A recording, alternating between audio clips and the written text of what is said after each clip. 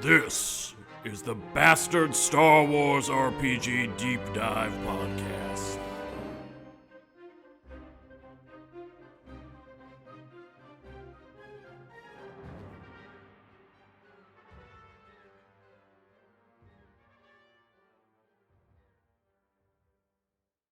Welcome to the Deep Dive. We're here to cut through the noise, get straight to the interesting stuff. Yeah, straight to the insights. And today, we are plunging into this really fascinating pile of sources. We've got session summaries, player quotes, event logs, character profiles. All focus on one single, pretty wild adventure out in the Star Wars Outer Rim. Exactly. Our mission today, we're navigating all this material, pulling out the key moments, the big lessons from Rouge Squadron's latest mission, Session 8 specifically. Right, and we'll see how this band of unlikely heroes dealt with political games, intense combat, even orbital bombardment. Seriously. And somehow snatched, a victory, but a costly one, from total disaster. It really is a masterclass in thinking on your feet, taking calculated risks, and honestly, some moments you just won't forget. Think of this as your fast track, understanding the really high-stakes choices these characters made, their desperate fight. We're not just retelling it. No, we're digging into it, finding the insights hidden inside the chaos. So power up your sensors. This is where it gets interesting. Okay, so where do we start? Right at the beginning, Rouge Squadron, they're operating as this independent cell, already kind of tangled up in past deals. And almost immediately, boom, two different summons arise at the same time. Wildly different, too. First one's from Flick Barnaba's uncle, right? Galimas Hajan needs them on the moon. Nightsinger's orb. Urgent. Okay, seems straightforward enough, maybe. But the second one, that carries a much darker tone. It's a direct summons from Zarga the Hutt. Zarga himself? Oof, that's pressure. Exactly. And what jumps out from the sources is this immediate, double bind, pulled in two directions. So Galimas, back on Nightsinger's orb, he's reporting an Imperial delegation showed up. Unexpectedly, yeah. Led by this envoy, Theron Veneer, described as openly arrogant, and he's not just visiting. Oh. No, he's hitting them with this crippling security tariff. Basically, economic subjugation thinly veiled. And a deadline. A 24-hour deadline. Non-negotiable. Sign or else. Meanwhile, that Hutt summons leads them way out, desolate rendezvous, deep space. And the meeting itself, the sources paint a picture. They meet Marduk, Zargo's enforcer. Right, get this. Sunken cheeks, cybernetic eyes, these little metal plates under his skin, you can see them. Creepy. Totally. And he just helps himself to their rations, doesn't say much, then leans in, whispers, Wow. I'm here to watch you. Wow. Talk about a chilling intro and a threat. Definitely. So this pressure, right, Imperial boot on one side, Hutt watching on the other, it forces this big strategic debate. What do you even do? How do you balance that? Well, the logs show they decide, okay, we got to tackle both somehow. Yeah. And then we get key tactical call. Which is? Right in Yandar. He's their ex-Imperial pilot, got that stolen tie, advanced prototype. The fancy one. Exactly. The plan is he sneaks it onto the moon later, under cover of night. Avoid the Imperial cruiser that just arrived. Ah, the Vindicator, that Gazanti class. It's parked in orbit, watching. Menacingly, yeah. A versatile ship, often used for patrols, light transport. Here, it's just pure intimidation. So, okay, the main group arrives on Nightsinger's orb. Imperial occupation underway. Stormtroopers patrolling. Cruiser overhead. Grim picture. And Envoy Veneer. He's already made himself comfortable, like sitting on Flick's family throne, demanding they sign the tariff. The nerve. Yeah. But this is where Conrad Wild steps up, right? Right. The notes highlight this. Oh, yeah. Big moment. Instead of, pulling blasters, which would be pointless. Suicide, probably. Pretty much. Conrad, who the profiles call ever the master of bureaucratic maneuvering, he doesn't think brilliant. What's that? He invokes imperial law, cites some obscure clause, demands a 12-hour notary review period. Using the Empire's own rules against them. Precisely. It's not just buying time, though, that's huge. It shows sometimes the best weapon isn't a blaster. It's knowing the fine print. His quote was great, too. Something like, Yeah. We will, of course, follow all formalities of imperial law, right, including the notary review period of 12 hours.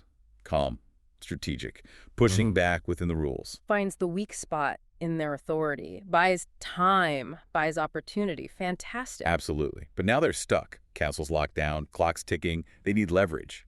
Fast. So what did they do next, trapped inside? Well, they couldn't just sit there. The breakthrough, according to the event logs, it comes from Skyrus Prime and his droid, G2E2. The tech expert and his astromech. Exactly. They hack into the castle's protocol droid network.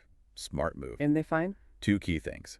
First, Flick's half-brother, the Thenion, the estranged one. He's in the armory, getting hammered. Useful. Maybe. Well, maybe not so much. But the second thing is gold. Veneer's aide, Lady Alara Korit. The one Galemus suspected was ISB. That's her. She's temporarily disabled security archives in the guest wing. No explanation why, just doff. Okay, that's an opportunity. Huge one. It shows how even small intel drops can change everything.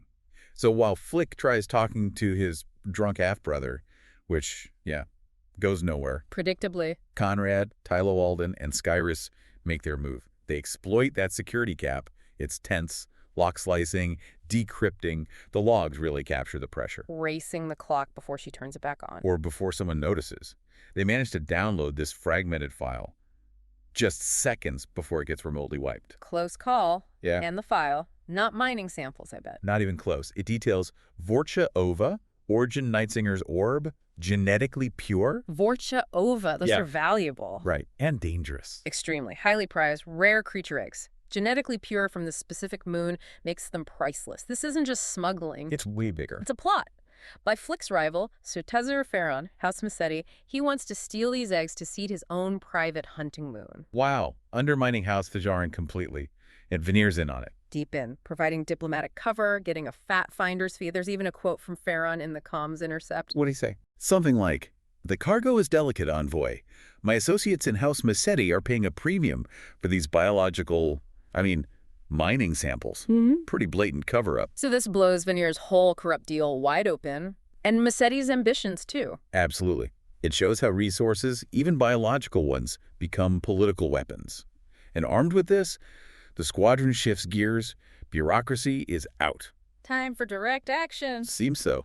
Conrad, Tylo, and Skyrus stake out this cliffside platform to watch Farron and Veneer making the exchange. They have the evidence now. They could expose him, but They spring an ambush instead. A really dangerous one. And the session notes say it was chaos. Pure chaos. Veneer's fancy ceremonial blaster explodes in his hand, backfires. Oh, the irony. Right. Farron gets knocked out, but his guards drag him away before they can grab him. He escapes. Damn. And Veneer. Panics, totally loses it, and flees back to the castle. Thinks he's safe there. So Conrad's move, bold, gets them physical proof, but blows things up immediately. Yeah, the profiles mentioned this might be a flaw in him. That confidence edging into recklessness. It works, kind of, but the consequence... Full lockdown. Stricter than before. Exactly. Now they're trapped inside with a wounded, furious, and exposed Imperial envoy. Not good. Okay, Castle Lockdown 2.0. Stormtroopers everywhere. Veneer's still alive. Cruisers still overhead. Things look bleak. Extremely bleak. Options running out. So they come up with this desperate plan. Multiple parts. High risk. Starting with Riat Yonder. Yep, the pilot. Yeah. He uses a stolen jetpack to escape his quarters, which doesn't go smoothly. The event logs mention him crashing in the jungle. Not exactly a graceful exit. But the goal is to get to his hidden tie advance. Create a A diversion. massive one. It really shows their desperation, Yeah. relying on these chaotic, almost suicidal moves. While Riat's doing that, Flick is stalling Veneer in the Great Hall, buying time. And Riat makes it. He does. And in this incredibly daring move, he strafes the castle's own turbolaser batteries. Low altitude. Not trying to destroy them, just... Cause chaos. Draw fire. Pull attention outside. Exactly. And it works. Right. In that confusion, Flick and Conrad confront Veneer, lay out the evidence they have. And then the twist? The big one. Lady Korit, Veneer's aide, turns on him. The suspected ISB agent. Confirmed ISB agent. She pulls out her own data pad, shows incriminating comms, exposes Veneer completely. Why? To save herself. Pretty much. Demonstrates her loyalty is to the Empire's real interests, the ISB's interests, not some corrupt local envoy. Covers her own back, throws him under the bus. Very ISB. Haver. Ruthless. Totally. So, Veneer, cornered, exposed, politically finished. He tries to bolt, calls his stormtrooper honor guard. And it kicks off. A massive firefight. Right there in the Great Hall. Castle's locked down, now it's a war zone inside. But wait, the Namion, Flick's half-brother. Yeah, in this amazing moment, totally unexpected. The Namion, the drunk, resentful brother, he charges in, fights alongside the Master-at-Arms, Borak. Really? What did he yell? The notes say he shouted, "For Nightsinger's orb!" Just dives into the fight. Wow. That's a character arc right there. From resentment to heroism. Incredible moment. The fight is brutal, though. Conrad gets knocked out. Flick takes a hit, wounded. Right. But they push through. They make it towards the exit. They fight their way clear. But just as Denier reaches his escape shuttle, he gets on the comms and gives one final horrifying order. Oh, no. ISS Vindicator, this is Envoy Veneer.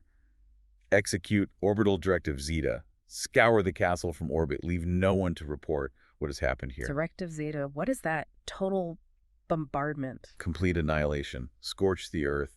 Erase everything. Eliminate all witnesses. Standard procedure for covering up massive Imperial failures or corruption, apparently. So the stakes just went from 0 to 100. It's not about tariffs or smuggling anymore. It's survival. Dual survival. Rouge Squadron scrambles for their ships. They have to face Venier's shuttle, plus its escorts a TIE interceptor, 2 regular TIEs, a TIE bomber. All while the Vindicator is actively blasting the castle from orbit. Exactly. It's an absolute nightmare scenario. A desperate space battle against overwhelming firepower while their base crumbles below them. Okay, the climax.